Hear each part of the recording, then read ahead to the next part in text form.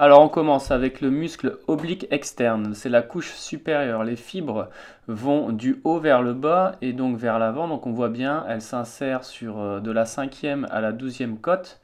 Et ensuite elle se termine en ligne blanche sur la crête iliaque, sur l'arcade crurale et sur le pubis.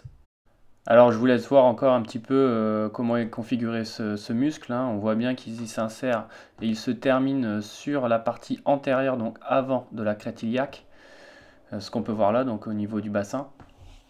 Alors maintenant, on va descendre sur la partie inférieure qui m'intéresse et qui va vous intéresser. Là, on est sur l'oblique interne. On a une origine du muscle sur la partie antérieure de la crête iliaque, mais également sur l'arcade crurale. Et on voit bien que les fibres de l'oblique interne n'ont pas la même disposition, la direction que les fibres du muscle oblique externe. Et l'oblique interne se termine au niveau donc de la ligne blanche, des 3 dernières côtes et également du pubis. Tout comme l'oblique externe, l'oblique interne va participer aux inclinaisons latérales, donc sur le côté, et également aux rotations du tronc. Ce qu'il faut bien comprendre, c'est que l'oblique externe et l'oblique interne vont avoir un rôle complémentaire.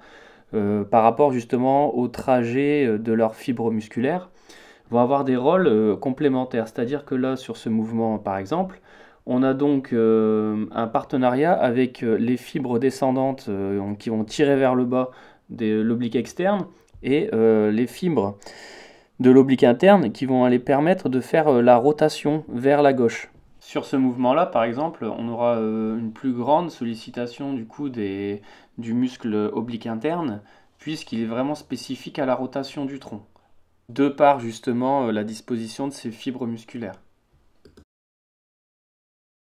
Ici, donc avec le Swiss ball, on retrouve un mouvement justement qui va solliciter une contraction croisée finalement, comme sur le premier mouvement, avec une participation complémentaire oblique externe et oblique interne. Et enfin, sur un 4e mouvement, toujours avec un Swiss ball, on voit bien là qu'on est sur de l'inclinaison du tronc sur le bassin. Donc là, on a une sollicitation essentiellement sur l'oblique externe. Alors pendant que vous pouvez observer cette vue éclatée du corps humain et de la région abdominale, on est bien d'accord sur le fait que quels que soient les mouvements que vous allez réaliser, chaque groupe musculaire, donc oblique externe, oblique interne, transverse, grand droit de l'abdomen, vont participer, vont être sollicités dans les mouvements que vous allez mettre en place, mais d'une manière plus ou moins importante. Donc à vous de cibler la région que vous désirez avec un exercice plus ou moins adapté en fonction du travail que vous souhaitez réaliser. Et pour ça, il faut vraiment prendre en compte et bien se représenter la disposition des fibres musculaires du groupe musculaire que vous voulez solliciter. Et pour que vous compreniez bien justement l'importance de la prise en compte du sens des fibres musculaires, vous pouvez voir justement cette vue après dissection de la partie charnue de l'oblique externe qui montre bien justement, grâce à la lumière et aux ombres, l'orientation des fibres musculaires, qui indique justement la direction de contraction, qui est très importante à prendre en compte justement pour optimiser vos exercices. Alors maintenant, en ce qui concerne la perte de poids et donc l'affinement de la taille. Donc vous allez souvent régulièrement travailler cette région-là, donc oblique externe, interne, transverse, région abdominale, quoi.